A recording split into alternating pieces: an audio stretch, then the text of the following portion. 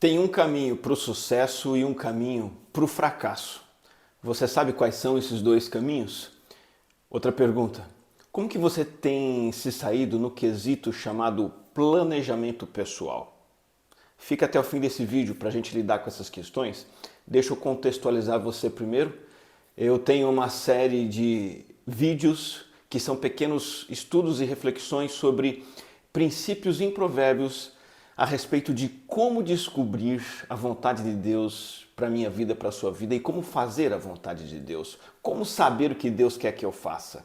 Eu vou recapitular 3 desses princípios iniciais que já vimos e você pode vê-los na íntegra na playlist do YouTube que a gente tem sobre esse assunto, é só acessar lá, tá bom? O primeiro princípio que vimos foi o princípio da cooperação. A vontade de Deus não é algo que cabe somente ao Senhor revelar e a gente simplesmente cumprir. Provérbios 16:9 diz assim, olha, a pessoa faz os seus planos, mas quem dirige sua vida é Deus, o Senhor. Princípio da cooperação entre o controle divino e a liberdade humana. O fato de Deus ser soberano, e Ele é, não significa que você tem que ser omisso, ficar esperando as coisas cair do céu, ou Deus revelar numa bola de cristal o que você tem que fazer. A sua liberdade tem que entrar em ação, planejar, decidir, tomar iniciativa, fazer e caminhar numa direção, e as duas coisas se completam. Há uma simbiose, uma parceria, uma cooperação entre a soberania de Deus e a sua iniciativa. Segundo princípio, o princípio da identidade.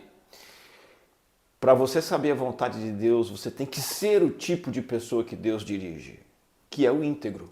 Provérbios 11:3 diz, a integridade dos justos os guia. É por meio desse traço de caráter, integridade, justiça, chame como quiser.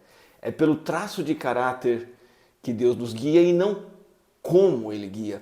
Deus guia através de um sinal, Deus guia através de profecia, Deus dá a direção através de circunstâncias.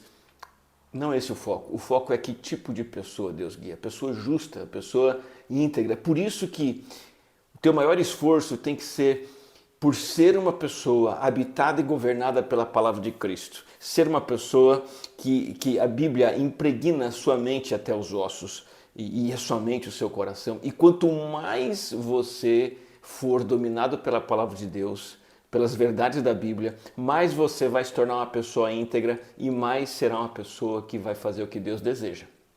O princípio da identidade. Seja o tipo de pessoa que Deus guia.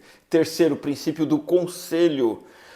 Provérbios 12:5 diz, o caminho do insensato parece ser injusto, mas o sábio ouve conselhos. Então, há uma atitude sábia, até inteligente, eu diria, para qualquer necessidade da vida. Necessidade financeira, decidir namorar e se casar, decisão sobre emprego, seja lá o que for, é inteligente ir atrás de bons conselhos, ouvir esses conselhos e, claro, segui-los. A maioria das pessoas desse nosso mundo hoje que tem essa mensagem do tipo você é capaz, siga seu coração, a maioria das pessoas tem acreditado nessas bobagens e teimem em fazer as coisas do próprio jeito. Eu sei o que eu estou fazendo.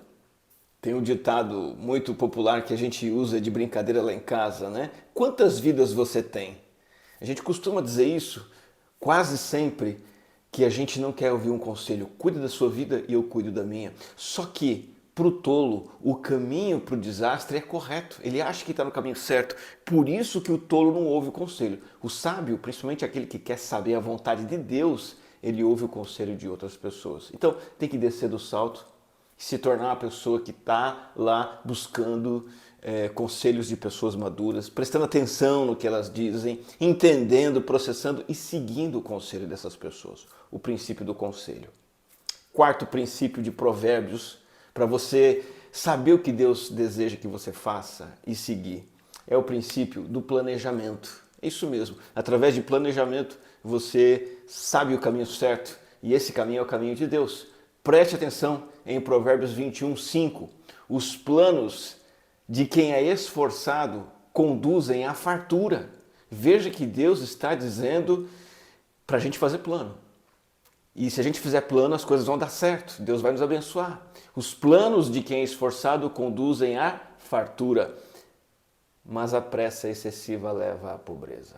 Então, veja, quando o assunto é descobrir a vontade de Deus, saber o que Deus quer para mim, geralmente o tema do planejamento fica de fora, porque a tendência dos religiosos é separar as coisas, né?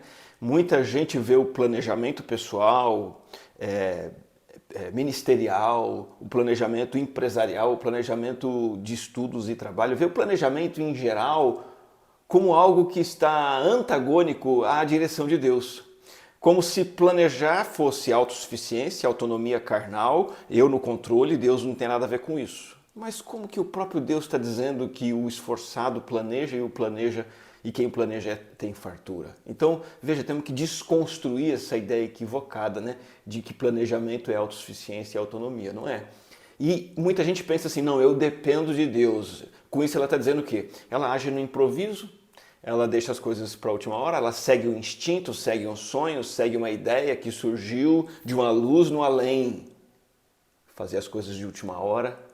Para alguns, então, planejamento é falta de fé. E, na verdade, é o contrário. Se você crê em Deus, você planeja.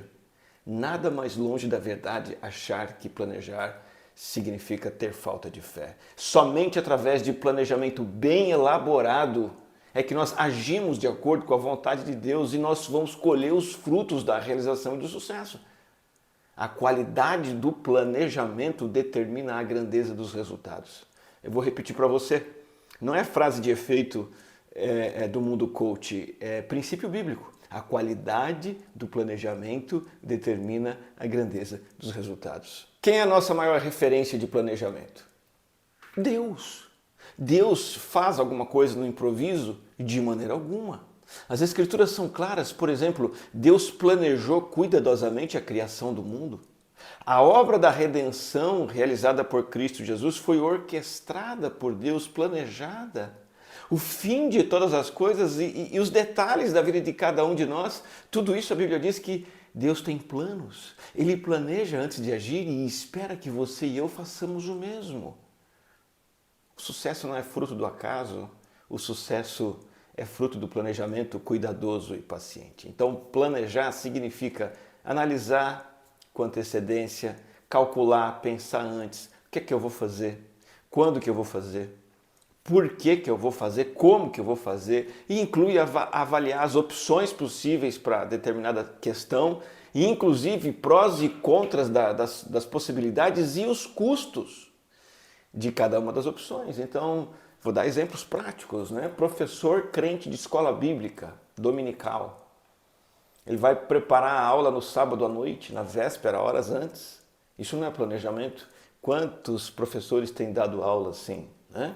Um bom professor, ele planeja todo o seu curso com antecedência, 2, 3 meses. Planeja, prepara a sua aula com uma semana de antecedência. Isso vale para outros ministérios da igreja, ministério de louvor, administração e tudo mais. A tendência muitas vezes é deixar as coisas para a última hora, e isso é falta de planejamento, e isso leva ao fracasso. Quantos pastores eu conheci que conversavam comigo, né? Conversa de colega, pastor para pastor, e falavam dos seus sermões preparados de última hora. E muitos até diziam assim, olha, Deus abençoou o sermão que eu preparei na véspera. O Espírito Santo me iluminou, me abençoou. Bobagem, pura bobagem. Planejar estudos de formação acadêmica, pensar direitinho o que você quer, guardar dinheiro para aquilo, testar suas possibilidades. Namoro, planejar o namoro. O padrão de um jovem crente para começar a namorar é o padrão do improviso. Ele se apaixona e começa a namorar. Às vezes com 14, 15, 16 anos de idade ou até com mais idade. Tem que planejar o namoro, se programar. Quando é que eu vou namorar? Quando que é bom começar a namorar? Que tipo de pessoa eu devo namorar? Isso evita um monte de problema. E não somente o namoro, casamento, ter filhos, planejar com antecedência. Quer ver outra área que envolve planejamento? Aquisição de bens materiais, investimentos financeiros. Muitos agem assim. O carro quebra, tem que arrumar ou tem que comprar outro. O sofá rasgou, vai lá e compra outro. E geralmente compra de última hora, parcelando em 12, 24, 36 vezes, paga 3 vezes mais pelo produto, compra por impulso, por necessidade, paga muito mais caro, falta de planejamento, desperdício, problema, miséria. Desenvolvimento pessoal. É preciso investir, para que você cresça na sua profissão. Tem gente que fica trabalhando na mesma, esperando mudar de vida, esperando evoluir, mas não faz nada com antecedência. Não faz um curso ali durante 3 meses, 6 meses, um curso de inglês, um curso de especialização. Isso é planejamento. Você prevê o que você quer, você estuda para aquilo e vai atrás. Viagem de férias é outra aplicação muito interessante. Temos que planejar. Para onde eu vou? Quanto vai custar? Quantos dias eu posso passar lá? Quais são as melhores opções de ida e volta, lugar para ficar? Outra coisa, tem gente que acorda de manhã sem saber o que vai fazer naquele dia. E conforme o dia vai acontecendo, ela vai correndo atrás das coisas, seja serviço doméstico, seja escritório, seja empresa. O sábio, ele planeja a sua semana, o que ele vai fazer em cada dia, o que ele vai fazer no dia, as atividades do dia, ele usa uma agenda. Sabe por quê?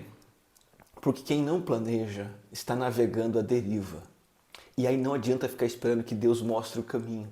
Não adianta nem pedir para Deus abençoar, porque você está agindo da maneira diferente do que Ele quer. Ele acabou de dizer para você, repito, Provérbios 21:5, os planos de quem é esforçado conduzem à fartura, mas a pressa excessiva leva à pobreza. Se você é apressado, como é que você vai pedir para Deus te abençoar? O teu caminho é a pobreza. Os planos bem elaborados é que levam à fartura. Deus não vai mostrar o caminho para o apressado, para o improvisado, e Deus também não vai te dar sucesso ou não. Você tem sido apressado, precipitado em alguma área? Talvez usando até como desculpa a falsa ideia de que você depende de Deus e Deus te dá o caminho, Deus te dá a direção. Livre-se desse pecado, ou de um desses pecados: impulsividade, ganância, pressa, ansiedade, descontentamento. São coisas que levam a agir de forma precipitada. Você está descontente com uma coisa e por impulso vai lá e quer trocar aquilo por outra coisa mais cara e sem planejar, mete os pés pelas mãos. Livre-se desses pecados, confesse-os a Deus, abrace a sabedoria de Deus, que é a de planejar bem antes de agir. Pode ter certeza de que você estará sendo espiritual, você estará seguindo um princípio fundamental da sabedoria para identificar a vontade de Deus, conhecer e cumprir a vontade de Deus para a sua vida. Que Deus te abençoe.